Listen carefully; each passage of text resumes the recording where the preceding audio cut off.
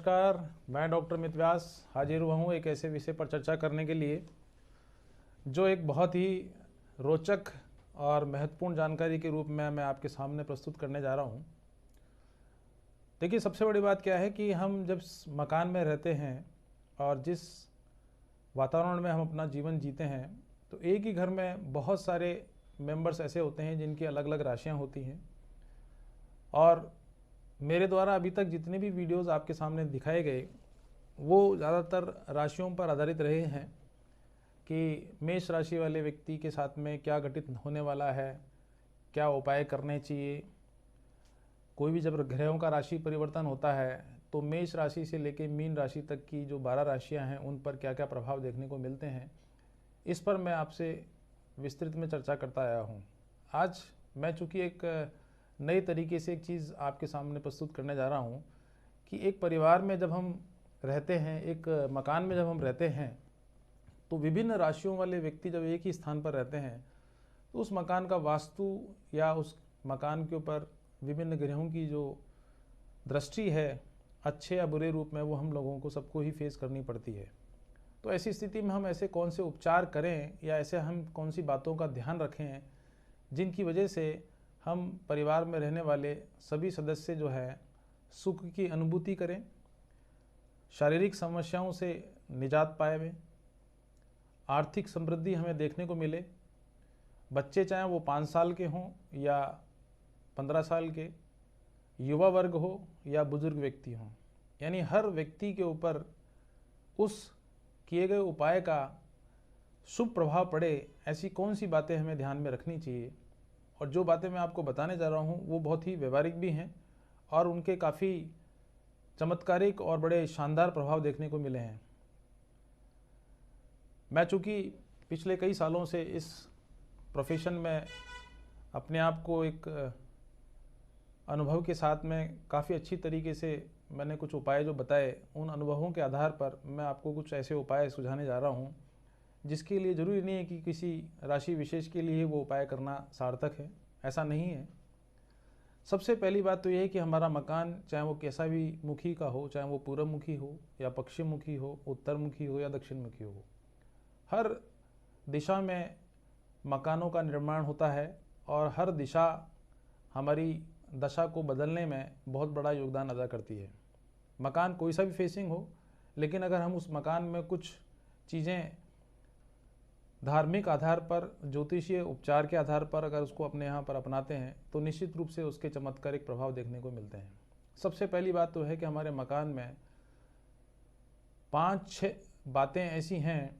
जो एक वास्तु दोष को दूर करने में काफ़ी प्रभावकारी भूमिका अदा करती हैं। पहली बात तो ये है कि हमें हमारे घर में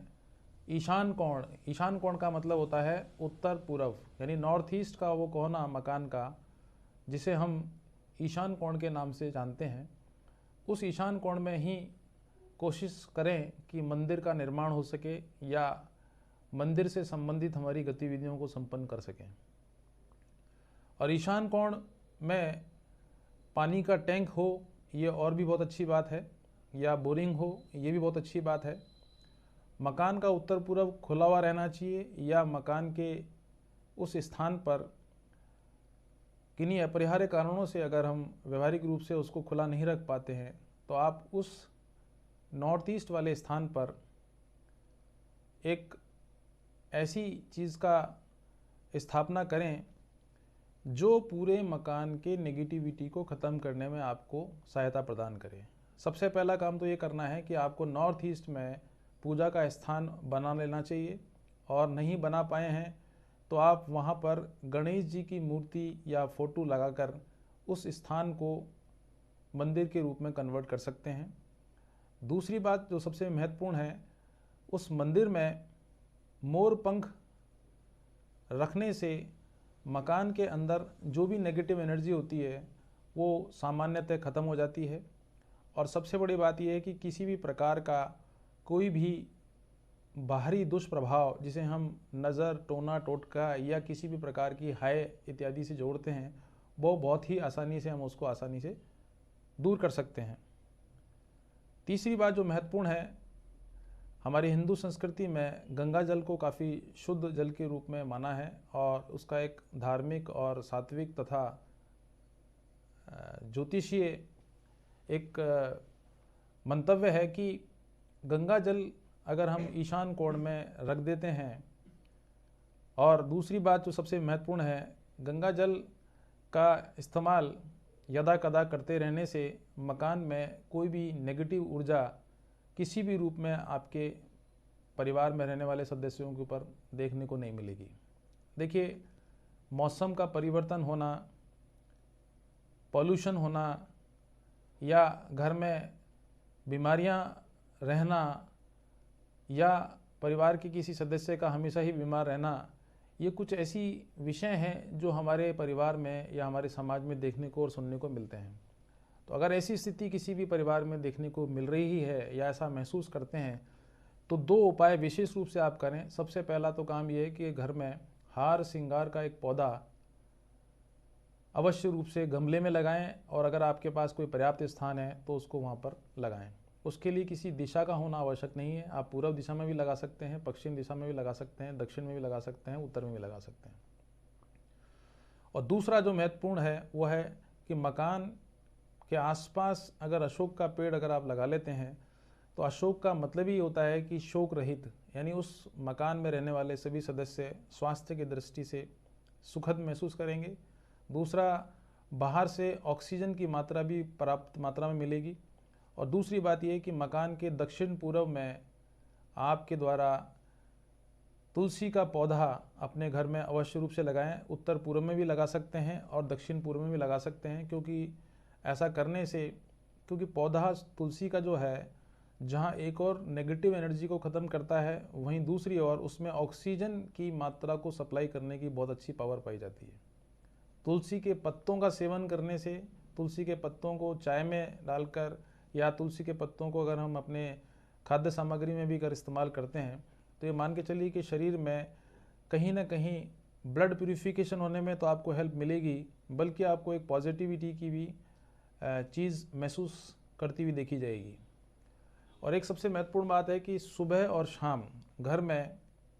घी का दीपक अवश्य रूप से जलना चाहिए, क्योंकि दीपक जलने से जहाँ एक और हमारे मन में अंधेरे से उजाले की ओर जाने की प्रवृत्ति का बढ़ावा मिलता है, वहीं हमारी एक मनोवैज्ञानिक दृष्टि से हमारे अंदर एक पॉजिटिविटी भी देखने को मिलती है। एक बात और विशेष रूप से बताना चाहूँगा कि घर में अगर आप हनुमान चालीसा का पाठ या सुंदरकांड का पाठ मंगलवार या शनिवार को करते हैं तो घर में कभी भी नेगेटिव एनर्जी नहीं आएगी। घर में जिन लोगों को डिप्रेशन रहता है या जिन्हें आत्मविश्वास की कमी जैसी स्थिति पाई जाती है या जिनके कार्यों में कोई ना कोई रुकावट आती रहती है, तो ऐसे व्यक्तियों को अपने मकान में या अपने घर में या जो भी ऐसा पर्याप्त स्थान हो, आप उस मकान की नॉर्थ वाली वॉल पर साउथ को देखते हुए हनुमान जी का एक फ़ोटो लगा लें, जो कि बैठी हुई मुद्रा में भी हो सकते हैं और खड़ी मुद्रा में भी हो सकते हैं। लेकिन अगर वो पहाड़ उठाए हुए पोस्चर में हो या उस तरीके की कोई फ़ोटो या कोई कैलेंडर या किसी भी प्रकार का पिक्चर फ्रेम अगर आप लगा सकते हैं, तो मैं आपको एक दावे के साथ कह सकता हूँ कि आपके परिवार में जो नेगेटिविटी है किसी भी प्रकार की, वो अवश्य रूप से ख़त्म हो जाएगी। प्रत्येक मेंबर को सूर्य को जल चढ़ाना चाहिए, और सूर्य को जल चढ़ाते समय उस जल में हो सके तो आप थोड़ा बहुत गंगा जल भी डाल सकते हैं, और अगर गंगा जल नहीं डाल सकते हैं या व्यवहारिक नहीं है तो आप उसमें थोड़े से चावल, थोड़ी सी चीनी, और एक विशेष बात है कि आप रोली, जिसको हम कुमकुम के नाम से भी जानते हैं, उसमें डालकर अगर आप सूर्य को जल चढ़ाएंगे तो परिवार के सभी सदस्यों को सूर्य की जो ऊर्जा है वो निश्चित रूप से देखने को मिलेगी। और सबसे बड़ी बात यह है कि सूर्य उदय से लेके और लगभग 3.5 घंटे तक अगर आप सूर्य को जल चढ़ाते हैं तो ये निश्चित मान के चलना कि सूर्य से प्राप्त होने वाली जो ऊर्जा है वो आपके मानव शरीर पर तो एक पॉजिटिव इफेक्ट डालेगी ही डालेगी। विटामिन डी की कमी को भी वो पूरा किया करेगी। लेकिन आपकी कुंडली में अगर सूर्य की प्रभावशीलता नेगेटिव है तो वो निश्चित रूप से पॉजिटिव हो जाएगी। उसके लिए ज़रूरत नहीं है कि आप मानक धारित करें। सूर्य को जल चढ़ाने से ही इस नेगेटिविटी को आप ख़त्म कर सकते हैं। और अगर आपके परिवार में किसी व्यक्ति को कफ, जुकाम, खांसी इत्यादि से संबंधित कोई समस्या है या एलर्जी से संबंधित कोई समस्या है, तो एक अचूक उपाय मैं आपको बताने जा रहा हूं, जिसको मैं व्यवहारिक रूप से खुद इस भी इस्तेमाल करता हूं और सामान्यतः कई लोगों को मैं इस बारे में जानकारी के रूप में उपलब्ध कराता हूं। कपूर का नाम आपने सुना है। कपूर दो प्रकार के होते हैं जो हम सामान्यतः अपने गद्दे रजाइयों को सेफ रखने के लिए या किसी और अन्य प्रकार से उसका इस्तेमाल करते हैं, लेकिन एक कपूर होता है जिसको हम पूजा में जलाने के रूप में इस्तेमाल करते हैं या हवन में उसका इस्तेमाल किया जाता है। अगर आप वो टिक्की, यानी कि लगभग 4 या 5 रुपये की एक टिक्की आती है, अगर आप उसको अपने मकान के किसी भी कमरे में रख दीजिए, उससे 3 बातें महत्वपूर्ण रूप से घटित नहीं होंगी। मक्खी मच्छर नहीं आएंगे। दूसरा ये कि वहाँ पर उस कमरे में अगर किसी भी प्रकार का कोई नेगेटिव एनर्जी है या किसी भी प्रकार का कोई ऐसा वातावरण है जिससे कि आपको एलर्जी होती है, वो कपूर रखने से मात्र से ही आपको उस समस्या से बहुत आसानी से निजात मिल जाएगी। और एक सबसे बड़ी बात यह है कि अगर आप उस कपूर की टिक्की को मकान के उत्तर पूर्व में, दक्षिण पूर्व में और दक्षिण पश्चिम में और उत्तर पश्चिम में, यानी ये 4 दिशाओं में अगर आप एक एक टिक्की रख देते हैं, तो निश्चित मान के चलिए कि जो एयर का प्यूरिफिकेशन है वो तो मिलेगा ही मिलेगा आपको, बल्कि उससे मकान के अंदर एक जो खुशबू वाला जो माहौल बनेगा, उससे कभी भी जुकाम नहीं लगेगा या साइनोसाइटिस की प्रॉब्लम में काफ़ी हद तक कमी आएगी। और अगर आपके परिवार में कोई अस्थमेटिक पेशेंट है तो उससे भी इस चीज़ का निजात मिल जाएगी। और एस्ट्रोलॉजिकल पॉइंट ऑफ व्यू से चंद्रमा, शुक्र और बुध तीनों का ही शुभ लाभ आपको देखने को प्राप्त होगा, क्योंकि चंद्रमा, बुध और शुक्र की वजह से ही स्किन डिजीज होती हैं,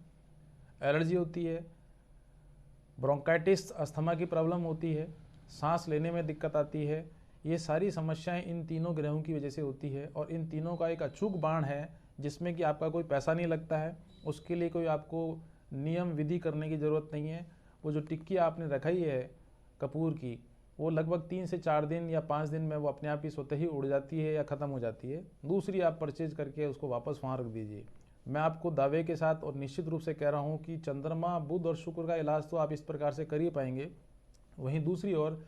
मैंने आपको बताया, सूर्य को जल चढ़ाएंगे तो निश्चित रूप से सूर्य की पॉजिटिविटी आपको देखने को मिलेगी। अब आपका एक क्वेश्चन स्वाभाविक सा है कि शनि के दुष्प्रभावों को कैसे कम किया जा सके, जिससे कि परिवार में रहने वाले सभी सदस्य वास्तु के अनुरूप अपने जीवन में खुशियां ला सकें या उसकी नेगेटिविटी का प्रभाव को कम कर सकें। देखिए, सबसे बड़ी बात यह है कि आप शनि का दुष्प्रभाव या राहु या केतु का दुष्प्रभाव कम करना चाहते हैं तो आप अपने घर में हर मंगलवार और शनिवार को सुंदरकांड का पाठ स्वयं करें या उसकी कैसेट चलाएं, या चूँकि आजकल काफ़ी टेक्नोलॉजिकल डेवलपमेंट हो चुका है तो आप यूट्यूब के माध्यम से उस भजन को सुन सकते हैं या उस प्रकार के कुछ जो भी हनुमान चालीसा, सुंदरकांड, हनुमान अष्टक जितने भी हैं, अगर आप उनको सुनेंगे और या घर में सभी मेंबर्स अगर मंगलवार शनिवार को सुनते हैं तो आप निश्चित मान के चलिए कि शनि का दुष्प्रभाव मानसिक रूप से भी और शारीरिक रूप से भी आपको स्वतः ही कम होता हुआ नजर आएगा। और दूसरी बात ये कि आपके जो उत्तर पूर्व का कमरा है या जो भी स्थान है, अगर आप पूजा का स्थान नहीं बना पाते हैं तो वहाँ पर अगर आपने गंगा जल रख देते हैं चांदी के पात्र में, या आप चांदी के एक पात्र में शहद भरकर रख दीजिए, ये निश्चित मान के चलिए कि ये उस मकान के पूरे मकान की नेगेटिव एनर्जी जो है करीब करीब काफ़ी हद तक कम हो जाएगी। तो मैंने आपको बताया कि किस प्रकार हम विभिन्न ग्रहों का प्रभाव कुछ वास्तुसम्मत उपाय करने के बाद उनको अपने फेवर में ले सकते हैं। चूँकि कुंडली से हम केवल एक ही व्यक्ति के बारे में फलादेश करते हैं या उसके उपचारों के बारे में चर्चा करते हैं, या हमारे परिवार में एक ही सदस्य की एक राशि होती है। कई बार ऐसा भी होता है कि एक सदस्य की एक राशि है, दूसरे सदस्य की दूसरी राशि है। अब मान लीजिए घर में 5 से 10 मेंबर हैं और सबकी राशियां लगभग अलग अलग हैं, तो सबका उपचार एक साथ करना तो पॉसिबल नहीं हो पाता है। परंतु जो उपाय मेरे द्वारा बताए गए हैं उनसे लगभग 40 से 50% समस्याओं का समाधान आप अपने ही स्तर पर अपने घर में रहकर बहुत आसानी से संपन्न कर सकते हैं। तो आज मैंने चर्चा की कि किस प्रकार हम विभिन्न ग्रहों के दुष्प्रभाव का अंत कर सकते हैं और अपने घर में ही रहकर छोटे छोटे उपायों को कर निश्चित मान के चलिए कि हम इन सभी चीज़ों को आसानी से